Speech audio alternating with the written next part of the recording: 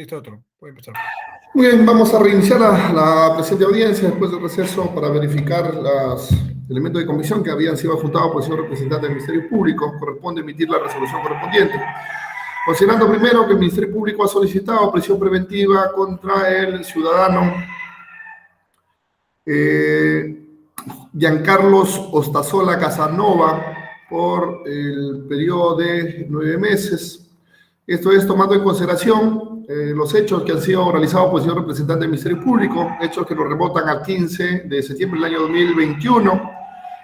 siendo aproximadamente las 7:15 de la noche, en circunstancia de que la persona de Yahuira,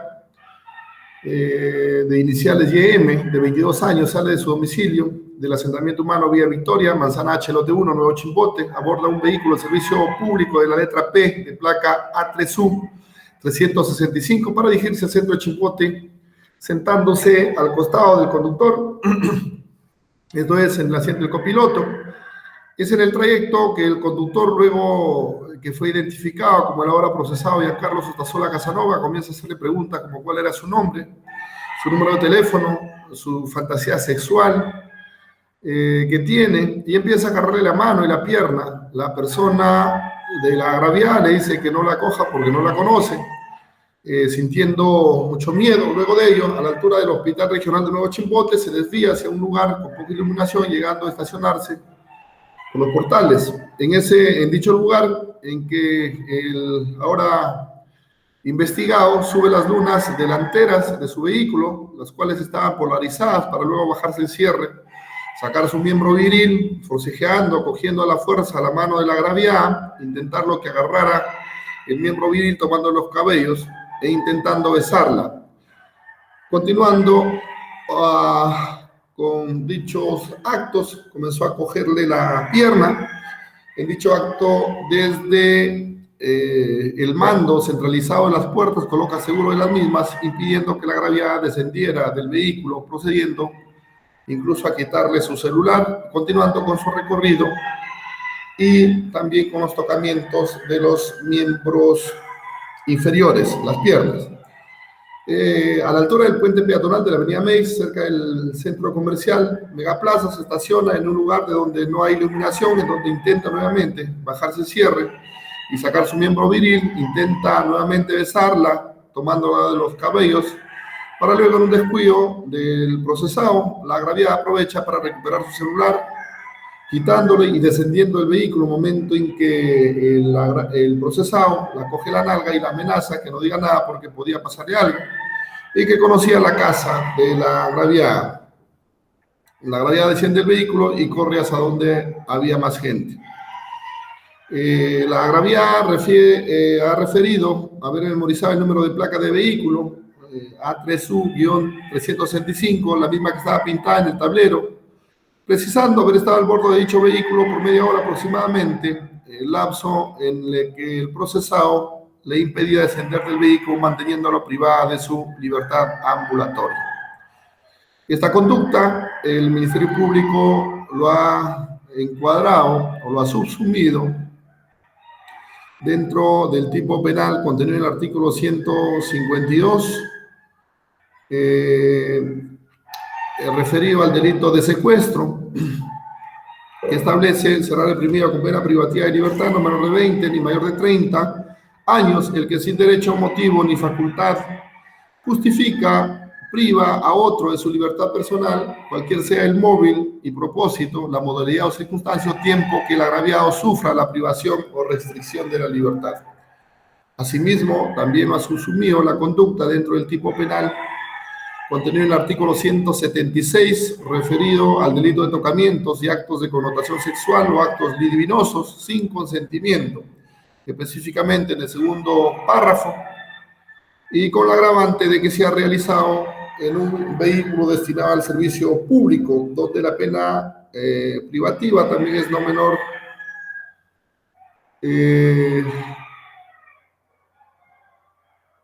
de 6 años.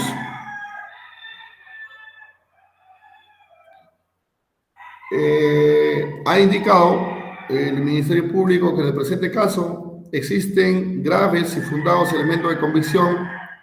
que sustentan su requerimiento. Ha hecho referencia al acta de intervención policial, al acta de recepción de denuncia verbal, el acta de entrevista de cámara GESE, el acta de situación vehicular, la declaración de Soledad Juira Roca, la declaración de Roberto Ricardo Río Villanueva, la declaración del investigado, el acta de constatación de vehículo y el certificado de antecedentes penales. Ha indicado que con estos elementos de convicción son graves y fundados que permitan sostener y cumplir el primer presupuesto material que establece el artículo 268 del Código Penal. La sanción a imponerse ha indicado al Ministerio Público que supera los 4 años que se exigen como presupuesto material, tomando en consideración un aparente concurso ideal de delito, donde la pena más grave sería el de secuestro, teniéndose en cuenta las circunstancias personales que ha señalado el Ministerio Público, en donde efectivamente a esta persona la pena a establecerse sería entre 20 a 25 años de pena privativa. Al peligro procesal ha indicado que existe un peligro de fuga. Esto es toda vez que, si bien es cierto, ha indicado que tiene un domicilio conocido, pero ha hecho referencia que conforme el acuerdo plenario y la resolución administrativa del 2011 se puede establecer una prisión preventiva a aquellas personas que tengan un domicilio conocido. Asimismo, ha indicado que la condición de conviviente que ha brindado el procesado, si bien es cierto en el presente plenario ha quedado acreditado que tiene 3 menores hijos. El arraigo laboral ha indicado que es chofer, pero que sin embargo, dadas las circunstancias y el modo como se ha cometido el delito imputado, esta característica debe ser tomada en desmedro, ya que fue el medio utilizado para la comisión del evento delictivo. El peligro de obstaculización también ha indicado que se debe tomar en cuenta la sanción a imponerse al investigado, que es mayor a 20 años. El peligro procesal ha indicado que podría amenazar a la víctima conforme lo ha realizado, conforme las circunstancias, cómo se han procedido los hechos, para que cambie de versión y así obtener pues que no sea corroborado o que no sea utilizada la declaración o en el plenario correspondiente la víctima pueda declarar las circunstancias como sucedieron los hechos. La proporcionalidad ha indicado que esta medida resulta ser idónea, necesaria y proporcional, puesto que no existe otra medida menos gravosa que pueda garantizar los fines del proceso. El plazo de la duración de la medida ha indicado que los 9 meses se justifica porque tiene que realizarse evaluaciones psicológicas del estado mental, tanto del procesado como del agraviado, realizar la búsqueda de cámaras de videovigilancia en la ruta recorrida por el investigado, el requerimiento que debe realizarse a la empresa de transportes respecto a la situación vehicular en donde supuestamente se cometió el evento delictivo, por lo que se ha cumplido con los presupuestos que establece el artículo 268 del Código Penal. Por su parte, la defensa del procesado ha cuestionado, en primer lugar, la verosimilitud de los hechos, como ha sucedido. Ha indicado que serían hechos inventados por la agraviada, puesto que no hay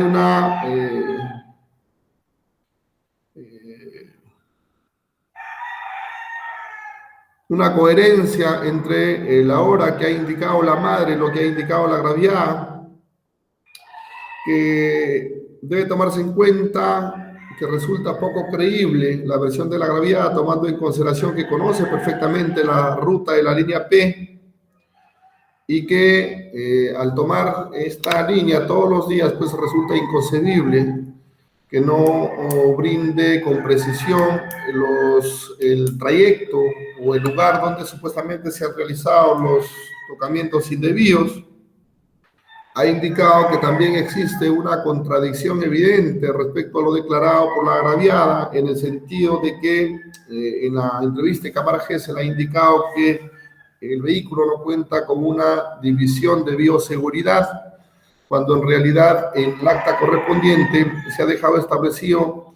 que sí existe esta división trasera, la división de bioseguridad plastificada, que resulta no creíble también el hecho de que denunciaran recién el día siguiente los hechos acontecidos, por lo que ha indicado incluso que por máximas de la experiencia, pues cuando una persona sufre la comisión de un evento delictivo, es que inmediatamente acude a una dependencia judicial para realizar la denuncia correspondiente. Que ha quedado acreditado además el hecho de que su patrocinado tenía que recoger dos frejoladas, se ha quedado corroborado con el acta correspondiente que se encontró esas dos frejoladas. Ha indicado además que ha quedado corroborado que incluso la puerta podía abrirse de manera manual, por lo que la agraviada tenía la opción de ponerse a buen recaudo. Ha cuestionado además que resulta creíble que una agraviada pues, pueda soportar que hayan pasado 30 minutos desde el intento o desde el supuesto acoso y que no haya realizado ninguna actuación para ponerse a un buen recaudo. Ha indicado que estos hechos generan pues que su patrocinado no ha cometido el ilícito que le viene incriminando el Ministerio Público. Respecto al arraigo, ha acreditado que tiene 3 menores hijos. También ha indicado que, y se puede corroborar, que existe un memorial de los vecinos del asentamiento humano, donde dejan constancia que reside conjuntamente con su convivienta y sus menores hijos. Ha adjuntado una declaración jurada de la propietaria del vehículo, en donde deja constancia que hace 8 meses viene alquilando dicho vehículo al procesado y que viene cumpliendo con responsabilidad dicha actividad. Por lo que para la teoría de esta medida cautelar de la defensa del procesado no cumplirían con los presupuestos que exige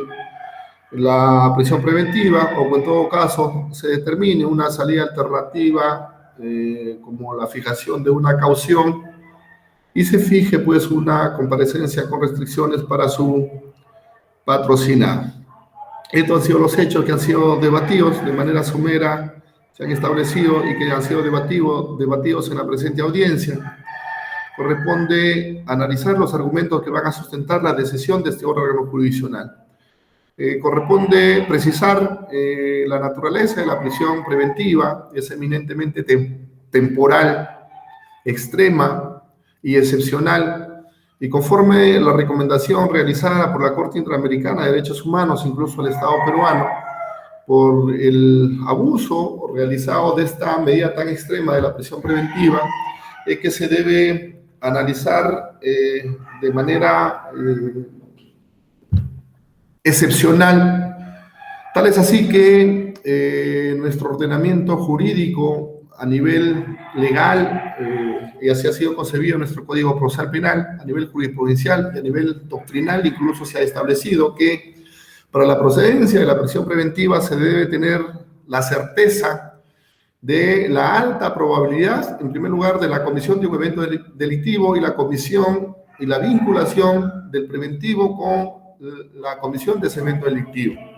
Por eso es que a nivel de sospechas se ha establecido que para la procedencia, además de la prisión preventiva, se debe tener una sospecha grave. Esto es que exista casi el pleno convencimiento de la vinculación del procesado con la comisión de ese evento delictivo. Y es en ese sentido, bajo esos parámetros, en que se va a analizar cada uno de los, en primer lugar, de los elementos de convicción para analizar el primer presupuesto que establece el artículo 268 del Código Penal, y verificar si se cumple a cabalidad con cada uno de los presupuestos y además haciendo caso a la excepcionalidad y a la gravosidad de esta medida cautelar, es que incluso aparte de la satisfacción de los presupuestos materiales que establece el artículo 268 del Código Penal, se ha establecido y se ha exigido de manera imperativa, además, realizar un test de proporcionalidad respecto a dicha medida, analizando cada uno de los subprincipios que subyacen de este test o de este examen de proporcionalidad, como es el subprincipio de idoneidad, el subprincipio de necesariedad y el subprincipio de proporcionalidad propiamente dicho en sus dos vertientes. Esto de verificar si la medida resulta razonable y proporcional propiamente dicha respecto al plazo que solicite el Ministerio Público. Estos son los parámetros que se van a analizar en la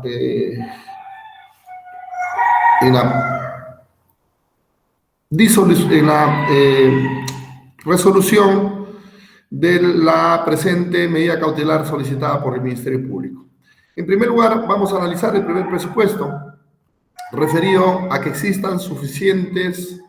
y fundados y graves, además, elementos de convicción que se puedan colegir, en primer lugar, la comisión de un evento delictivo y si existen suficientes elementos de convicción que vinculen al procesado con el delito que se incrimina. El delito que nos convoca, la naturaleza, en el delito de cualquier tipo de agresión sexual, la naturaleza de la comisión de este evento delictivo es eminentemente soterrada. Esto quiere decir que el sujeto agente pues trata en lo posible de no dejar rastro alguno que pueda incriminar, o es muy difícil escoger pues o existir o que exista una prueba directa que pueda incriminar la comisión de un evento delictivo, en el presente caso como el de tocamientos indebidos, que mayor fuerza ha recaído respecto a la narración de los hechos que ha realizado el señor representante del Ministerio Público. Eminentemente, en este tipo de delitos, la prueba central, el núcleo probatorio, está enmarcado en analizar la declaración de la víctima. Por eso es que se ha establecido incluso a nivel procesal la realización de una prueba anticipada, como la que se ha realizado en la entrevista de cámara Gesell.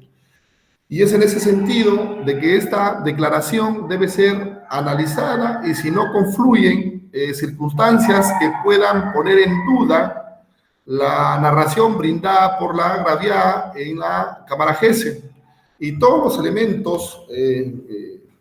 de convicción que han sido presentados por el Ministerio Público deben tomarse como elementos corroborantes de esta versión dada por la agraviada en cámara Gesell. En ese sentido, vamos a tomar en consideración si en la declaración brindada por en la entrevista de cámara Gesell se pueden deducir o se pueden establecer, en primer lugar, si existe una verosimilitud en los hechos narrados por parte de la agraviada. En el presente caso, a la agraviada, Yajuira, YIM, ha señalado de manera detallada cómo tomó el servicio público de la línea P, en la cual era conducido por el procesado, hecho además que ha quedado corroborado con la declaración del mismo procesado en la presente audiencia, en donde ha indicado que efectivamente la señorita sí tomó ese servicio y que incluso bajó en el Mega Plaza, pudiendo observar incluso que se dirigió caminando hacia dicho centro comercial. Por lo que este hecho queda plenamente corroborado con el elemento de convicción que efectivamente existe la presencia de la agraviada en el vehículo del procesado. Consecuentemente, la narración dada por la agraviada en la entrevista de cámara Gesell responde al estándar de verosimilitud y sí resulta creíble lo narrado por la agraviada respecto a las circunstancias, cómo sucedieron los hechos. En segundo lugar, se puede verificar la persistencia de la incriminación. En el presente caso, se puede verificar que sí existe una persistencia respecto a la narración primigenia que dio la agraviada, la comunicación del evento que fue sufrida por su persona, que le puso a conocimiento de su madre, la versión dada por la misma madre al asentar la denuncia correspondiente en la forma como sucedieron los hechos, la ratificación de la agraviada en la misma denuncia policial que se ha establecido de manera clara y precisa y persistente además sobre los hechos que incriminan al procesado, y estos mismos hechos han sido plasmados y detallados además por la agraviada en la entrevista en cámara Gesell. Consecuentemente, también se cumple con este estándar para la validez de una declaración de que existe una persistencia en la incriminación. Y podemos verificar que en el presente caso también existe una ausencia de incredibilidad subjetiva. Esto es tomando en consideración y ha sido ratificado además por el mismo procesado de que no conoce a la víctima, no media alguna circunstancia de venganza, odio, resentimiento o algún ánimo de sacar alguna ventaja, de imputar la comisión de un evento delictivo al procesado, un ánimo de lucro, por ejemplo, por lo que consecuentemente, al no concurrir ninguna circunstancia que pueda invalidar la declaración dada por la agraviada en la cámara Gesell, cumpliendo con los requisitos, vuelvo a incidir en verosimilitud de lo narrado, la persistencia de la incriminación y la ausencia de incredibilidad subjetiva. Si bien es cierto, conforme ha hecho referencia la defensa y ha cuestionado que existiría pues una contradicción respecto a las características brindadas el vehículo, puesto que la agraviada en entrevista de cámara Gesell y está corroborado en dicha acta que efectivamente ha indicado que no contaba con separadores o medidas de bioseguridad plastificadas que sí existen en dicho vehículo conforme ha quedado establecido en la constancia o en el acta de constatación vehicular. No es bueno cierto también que la misma agraviada en la pregunta realizada en cámara Gesell, en si se pudo advertir que todas las lunas estaban polarizadas, ha indicado que se percató solo de las lunas de las ventanas delanteras, puesto que como se sentó en la parte delantera no pudo observar si las ventanas de las puertas de las ventanas traseras estaban polarizadas, donde ha quedado corroborado que efectivamente solamente las dos ventanas, tanto el piloto y copiloto, cuentan con esta característica de ser lunas polarizadas, por lo que atendiendo a esta circunstancia pues no se le puede exigir a la víctima narrar de manera detallada una característica que por la naturaleza y la forma como y el lugar donde tomó la agraviada de copiloto no pudo verificarse que efectivamente contaba con esta división de bioseguridad plastificado. Además, también ha quedado plenamente corroborado, si bien es cierto, ha sido materia de cuestionamiento por parte de la defensa del procesado, que la agraviada pudo abrir la puerta, puesto que él tenía la manija y podía abrir la puerta, pero también ha quedado plenamente establecido en el acta de constatación vehicular de que el mando estaba establecido en el lado del piloto, y ahí se ha indicado que en la puerta del piloto se aprecia que tienen todo el sistema de mando, los mismos que se encuentran en forma circular, los mismos que corresponden en esa parte donde se encuentra el sistema de mando para la dirección de los espejos del vehículo, los pulsadores rectangulares para la parte inferior y superior de las puertas, los cuales se pueden manipular mientras el carro está prendido, desde el cual se pueden hacer la manipulación para abrir y cerrar los pestillos de seguridad de las manijas de cada una de las 4 puertas. Asimismo, también en ese mando está debidamente corroborado y acreditado que corresponde al seguro de las lunas de las 4 ventanas, por lo que esta circunstancia hace que corrobore la versión dada por la misma agraviada de que efectivamente el procesado tenía el control de seguridad del vehículo desde este mando que se encuentra ubicado en la puerta del piloto. Por lo que, siendo esto así, esta prueba esencial, vuelvo a indicar la prueba nuclear de la declaración dada por la agraviada en la cámara Gesell, al no estar, no va a recaer ninguna circunstancia que pueda poner en duda su credibilidad, su veracidad, o que ponga en duda la persistencia, o que exista un acto que pueda conllevar a que esta denuncia haya sido realizada por odio, resentimiento o venganza o algún ánimo de lucro. Esta prueba es contundente para poder, en primer lugar, acreditar la comisión de un evento delictivo y vincular al procesado con el delito que se incrimina. Al tener esta prueba nuclear, esta prueba central, tenemos los demás elementos de convicción periféricos que han sido establecidos o señalados por el Ministerio Público, como el acta de intervención policial, en donde efectivamente se narra de manera detallada la forma y circunstancia, cómo fue intervenido Giancarlo Otasola Casanova, narrando además las circunstancias en que se llevó a cabo su detención,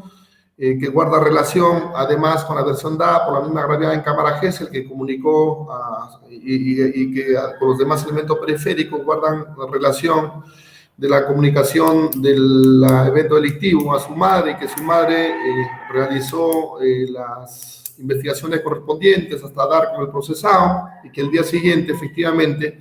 tomó el servicio de taxi para la comisaría de Chimbote, una vez que había sido identificado con la placa del conductor, con la placa del vehículo, y que era conducido por el mismo procesado Giancarlo Otasola Casanova. El acta de recepción de denuncia verbal realizada por la agraviada, en donde, vuelvo a indicar, también ha narrado, tal y conforme ha quedado establecido, además con la misma versión dada en la entrevista de cámara Gesell, la forma y circunstancias, cómo se realizaron los tocamientos indebidos en las piernas, e incluso el intento de que el procesado ha hecho de que tocara su miembro viril, y de que incluso intentarla besarla, con lo que estos actos constituyen pues, actos libidinosos, y que queda corroborado y da sustento además la credibilidad y la persistencia de la incriminación por parte de la agraviada hacia el procesado. El acta de entrevista de cámara Gesell, que ya ha sido analizado de manera pormenorizada, tomando en consideración que es el medio probatorio por excelencia para poder determinar la procedencia de la medida gravosa de prisión preventiva.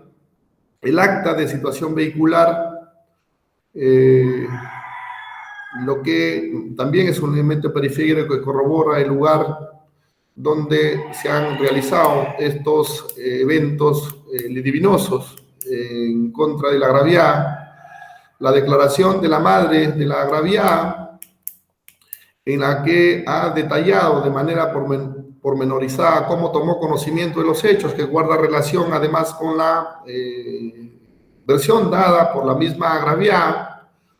y cuál ha sido la participación de la intervención del investigado, también que se condice con la versión dada con la misma agraviada. La declaración de Roberto Ríos Villanueva, este efectivo policial ha narrado de manera detallada cómo tomó conocimiento de los hechos en materia de investigación, cómo pudo intervenir al procesado, quedando narrado además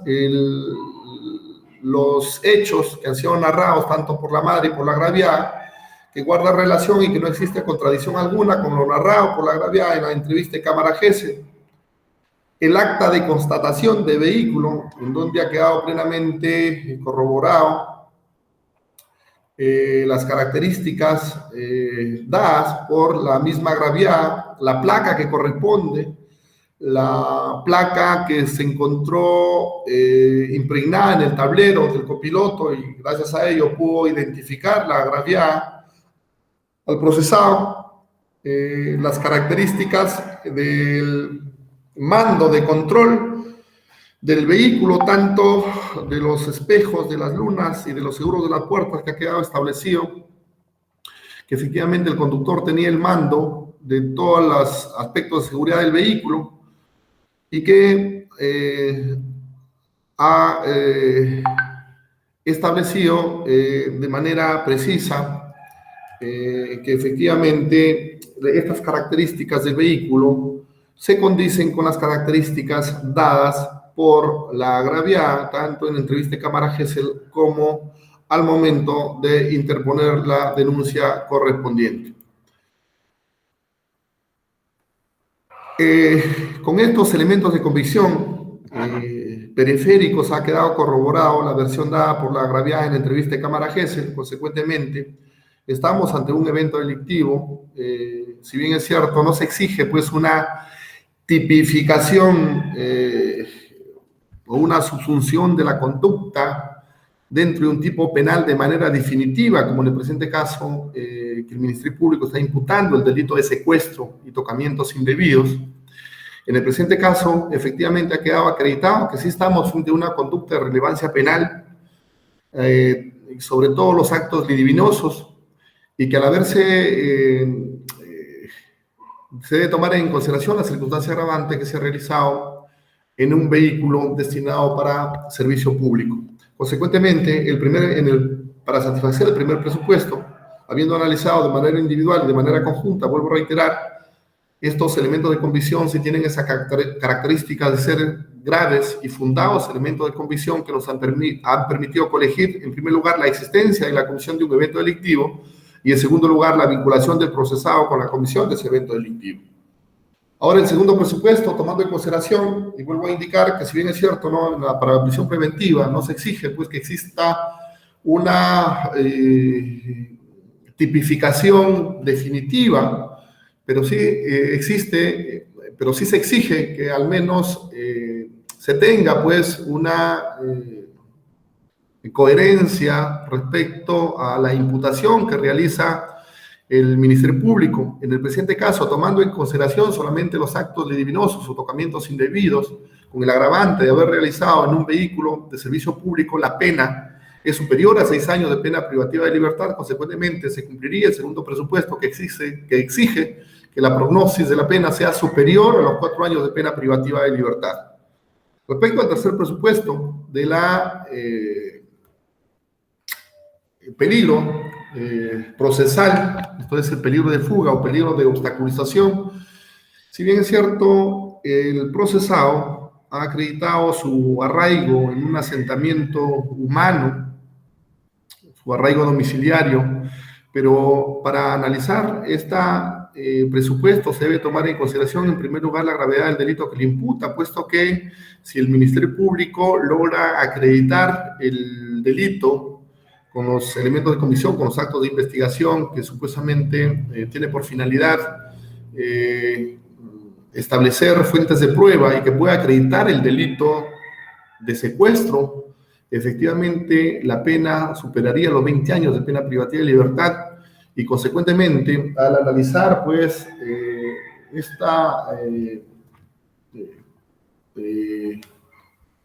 este peligro o este presupuesto, la prisión preventiva, no existiría un arraigo domiciliario de calidad que pueda sostener o que pueda sujetar al procesado para enfrentar una pena tan gravosa, sino que efectivamente el procesado trataría de eludir la acción de la justicia sin interesarle el domicilio donde pueda estar residiendo. En ese mismo sentido, se puede analizar también el arraigo familiar, porque si bien es cierto, ha quedado establecido con el Ministerio Público, con el documental que ha presentado la defensa. En el presente caso, las 3 partidas de menores hijos, donde se puede establecer que efectivamente el procesado es el progenitor, pero también tomando en consideración la pena gravosa que enfrenta, la imputación tan gravosa que enfrenta el delito de secuestro y tocamientos indebidos, donde la pena se puede establecerse sobre el margen de los 20 años de pena privativa de libertad, existiría también la posibilidad de que esta persona pueda eludir, darse a la fuga sin interesar el arraigo familiar que se ha acreditado en esta audiencia. Respecto al arraigo laboral, si bien es cierto, ha acreditado pues que efectivamente desarrolla la actividad de conductor de un colectivo, de este vehículo que es alquilado, pero también se debe entender que seguramente fácilmente el procesado pues no puede estar sujeto a esta actividad laboral, puesto que no conlleva a un establecimiento de una relación laboral indeterminada. Y es más, es probable que la dueña del vehículo, tomando en consideración estos hechos que se vienen cometiendo en su vehículo, pueda hacer que no le continúe con la relación de alquilar este vehículo al procesado. Por lo que tampoco se cumpliría de manera contundente que al tener esta actividad pueda el procesado estar sujeto a este vínculo laboral. Respecto al peligro procesal, referido al extremo de que pueda enervar los actos de investigación, se ha quedado corroborado además con las amenazas, incluso vertidas por los familiares del mismo procesado, que ha dejado constancia la agraviada en circunstancias de que asentaba la denuncia en la dependencia policial. Y es factible que al estar en libertad, pues este procesado también pueda recurrir a la agraviada con actos de coacción para poder hacer cambiar la versión y pueda ser beneficiado en la imputación que pueda realizar el Ministerio Público, por lo que el peligro de obstaculización también en el presente proceso viene siendo latente y existe esa gran probabilidad de que pueda la agraviada surtir con una amenaza hacia ella. Y es más, al quedar en libertad, posiblemente también puede hacer que prosiga con su actividad de colectivero, y tomando en consideración que la agraviada toma todos los días esa línea para dirigirse al centro de la ciudad de Chimbote, probable que en esas circunstancias también pueda encontrarse y pueda ejercer actos de amenaza contra la víctima para poder cambiar la versión dada por la agraviada. Por lo que el tercer presupuesto, también el peligro procesal, tanto como el peligro en su vertiente como el peligro de fuga y el peligro de obstaculización, concurre en el presente caso. Respecto al test de proporcionalidad, conforme ya indiqué en los alcances generales, se debe analizar desde el punto de vista de los 3 subprincipios que subyacen de este examen de proporcionalidad. En el primer subprincipio, del principio de idoneidad, tiene por finalidad o está destinado específicamente a cumplir los fines del proceso en 3 circunstancias. En primer lugar, la prisión preventiva tiene por finalidad o resulta ser idónea porque se asegura al procesado en todo el proceso, la concurrencia, la presencia del imputado en todo el proceso. En segundo lugar, la prisión preventiva es idónea porque se garantiza que no sea inervar los actos de investigación que pueda realizar el señor representante del Ministerio Público. Y por último, la prisión preventiva también resulta ser idónea porque se asegura el cumplimiento de una sanción punitiva que puede establecerse en una sentencia condenatoria. Por eso es que he precisado que debo tener la sospecha grave de la comisión del evento delictivo y la vinculación del procesado con este evento delictivo. Y en el presente caso existe esa alta probabilidad de que el procesado pueda ser encontrado responsable de la comisión del evento delictivo, consecuentemente establecerse una pena sancionatoria. Consecuentemente, la prisión preventiva garantiza o resulta ser idónea para el cumplimiento de esta pena privativa de libertad efectiva. No existe una medida menos gravosa que pueda cumplir con esa finalidad, sobre todo en el presente caso específico. Resulta ser necesaria en el sentido que para el cumplimiento de los fines que se ha visto, puesto que la necesariedad está íntimamente ligada y se condice y es dependiente de la idoneidad, en el presente caso resulta ser también necesaria, puesto que no existe otra medida menos gravosa que pueda cumplir con los objetivos que se pueda establecerse con la idoneidad de la prisión preventiva, puesto que una comparecencia con restricciones haría que el procesado pueda darse a la fuga, pueda obstaculizar los actos de la investigación, no pueda ser habido, y el Estado pueda realizar un gasto, un desplazamiento innecesario para la ubicación de este procesado y finalmente hacer cumplir la sanción punitiva que puede establecerse en una sentencia condenatoria, por lo que la prisión preventiva en el presente caso concreto también resulta siendo necesaria. Respecto a la proporcionalidad propiamente dicha en sus dos vertientes, esto es analizar la razonabilidad, esto es verificar si en el presente caso se justifica privar de su libertad al procesado en contraposición de cautelar los fines del proceso y al fin y al cabo también de manera indirecta poner a buen recaudo los bienes jurídicos tutelados de la sociedad, esto es hacer prevalecer los intereses generales de la colectividad ante el interés particular de no restringir un derecho fundamental como es el derecho a la libertad. En el presente caso, conforme se ha narrado las formas y circunstancias, la comisión del evento delictivo que ha sido realizado en un vehículo destinado a un servicio público justifica, pues, restringir este derecho fundamental de la libertad del procesado, anteponiendo los intereses de la colectividad. En virtud, además, que se debe tomar en consideración, pues, que los derechos fundamentales o los derechos humanos no son absolutos, sino que permiten ser limitados, ser restringidos cuando se encuentran circunstancias especiales, como en el presente caso, que ha quedado corroborado con los graves y fundados elementos de convicción que se justifica restringir este derecho fundamental de la libertad del procesado en beneficio de cautelar los bienes jurídicos tutelados de la sociedad.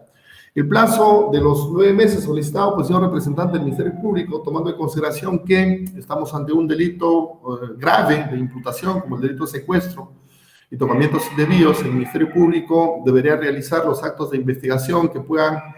dilucidar y reconstruir la verdad procesal con los actos de investigación, como es la recaudación de todo el material fílmico de las cámaras de seguridad que ha podido existir durante el recorrido realizado por el procesado y con la agraviada en el interior de dicho vehículo, y efectivamente también el análisis de los informes psicológicos para verificar si efectivamente existe alguna inclinación por parte del procesado a realizar este tipo de conductas, o asimismo también de la agraviada, y sumado a ello, también tomar en consideración las circunstancias en que nos estamos encontrando, de que el desarrollo de la actividad jurisdiccional en la actualidad se ha visto un poco mermada por esta situación pandémica que nos estamos encontrando, por lo que tomando en consideración que en este periodo de 9 meses se debe garantizar las etapas del proceso, como es la etapa de investigación, control de acusación, el juicio propiamente dicha, y ante una posible incluso etapa de impugnación, por 9 meses resulta ser razonable para la realización de esta actividad procesal. Por todo esto considerando, este órgano jurisdiccional resuelve declarar fundada la prisión preventiva solicitada por el Ministerio Público contra don Carlos Ostazola Casanova, la misma que se computará desde el día de su detención Esto es desde el 16 de septiembre del año 2021 hasta